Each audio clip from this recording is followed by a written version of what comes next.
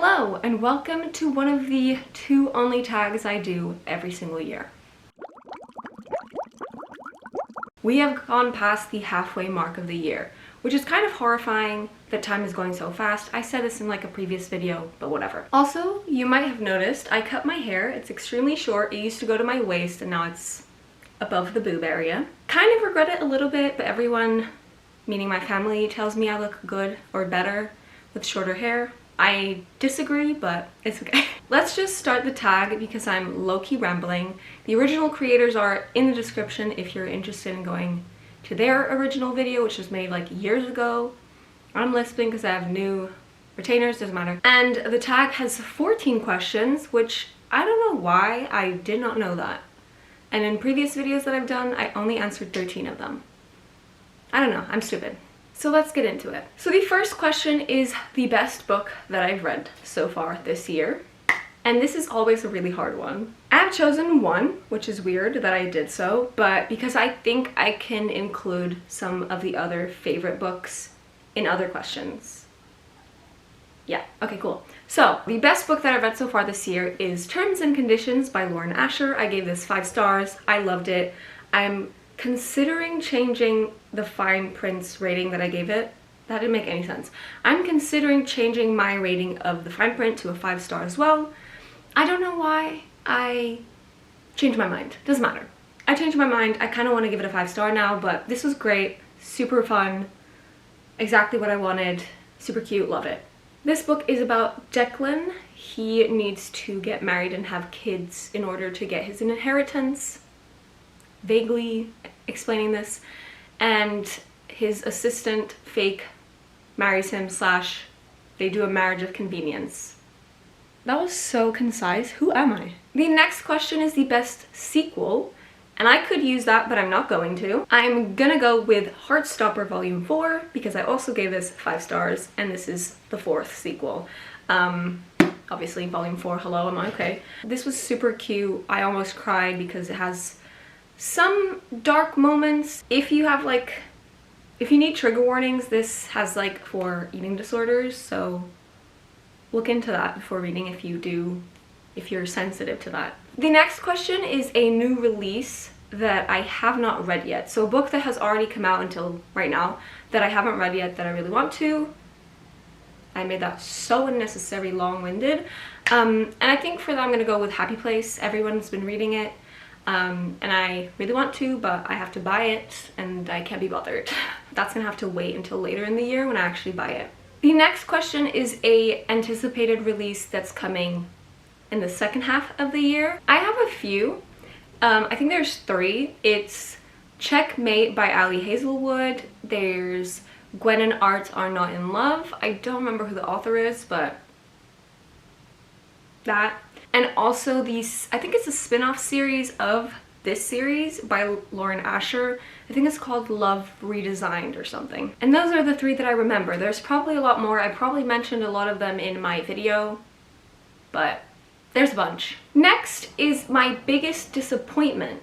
I don't really know what to answer with this, but I think I'm gonna go with Renegades. Even though I really enjoyed it, I was disappointed that I didn't love it. That I didn't give it like a 5 star. It's probably my own fault that I didn't really read it earlier, but it is what it is. So technically I could go with this, or I could go with Good Omens, which I've already given to my friends, so it's already been unhauled, because I had that on my 5 star predictions. So I think that's gonna be the one. I'm gonna retract this. Good Omens was the biggest disappointment because I thought I was gonna love it and I hated it. To the point where I DNF'd it and unhauled it immediately. My friend is liking it though, so. The next question is biggest surprise. I think I'm gonna go with this. This is about a girl who is broken up with, and when she comes back to school after summer, the guy is dating someone new, and so to win the breakup, she fake dates a guy. Long story short.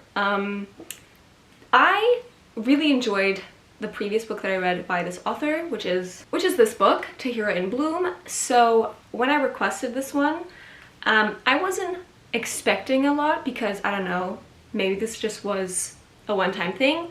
So when I gave this a 4.5, I was a little bit shocked and excited that I found like a new favorite author maybe. So yeah, this was the biggest surprise. And so for the next question, that is, do you have a new favorite author? I think it's obvious, but it would be, I think it's Farah Heron. I always butcher it, I'm so sorry. I've been corrected, but I still don't know. I keep forgetting, I'm so sorry. Or Lauren Asher. Those are my top two. Question number 8 is a new fictional crush. And to be honest, I don't think I have one. Like, sure, Declan was nice, but like, I'm not gonna have a fantasy about that. I don't think I've had an actual fictional crush in a long time. I'm gonna go with a character that if I saw them in person, I would be attracted, but like, that has nothing to do with the personality, because this man is problematic, okay? But it is Misha.